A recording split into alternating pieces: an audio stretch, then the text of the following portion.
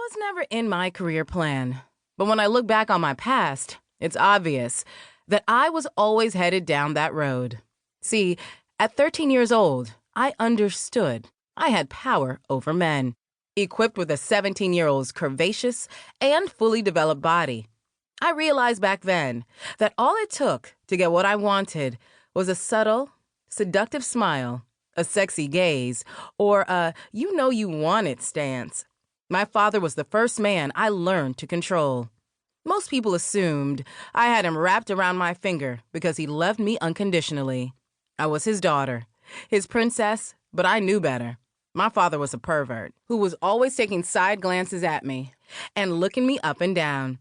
He used to love to accidentally walk in on me when I was showering or getting dressed. But instead of excusing himself and leaving right away, he would take long, lingering seconds to admire how grown his little girl was.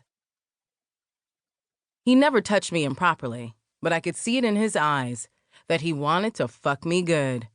I should have been uncomfortable and disgusted by the fact that my own father had sexual thoughts about me, but I never was. I was amused, actually.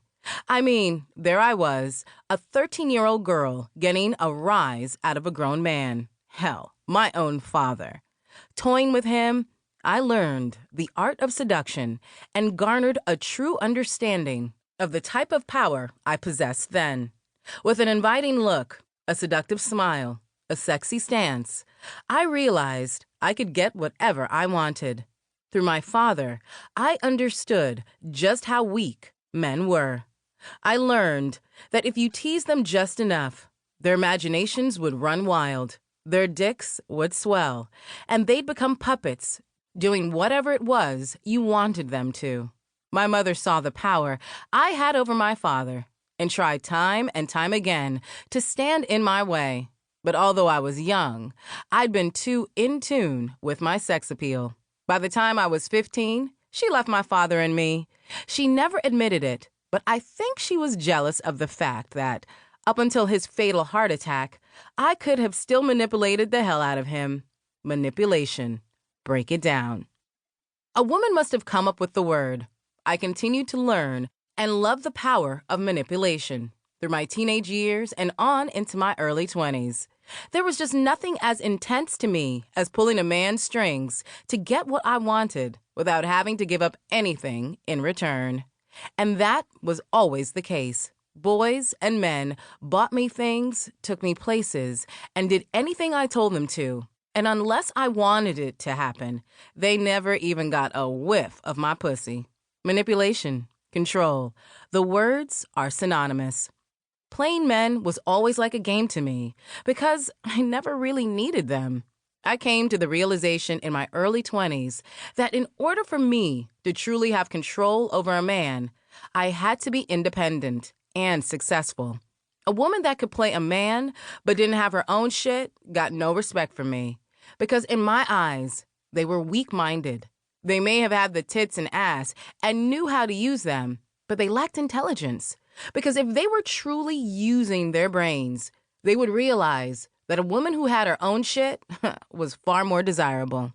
See, men are simple. They do all of their rationalization with their dicks. And they think that because God gave them chest hair, they're supposed to be the dominant ones. A woman that needs nothing is a woman most wanted because she's viewed as a challenge.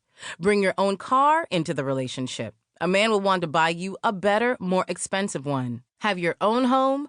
A man will want you to move into his. Have your own money, and he'll say to hell with the price and empty out his own wallet. Men are driven by the need to impress. Women who understand this are the ones that get the most respect from me. My mother, as beautiful as she was, never brought anything to the table, which is why my father never truly respected her. She always used to complain about how I was just like my father. I guess she's been right, because I didn't have much respect for her either. To this day, we still don't have much of a relationship.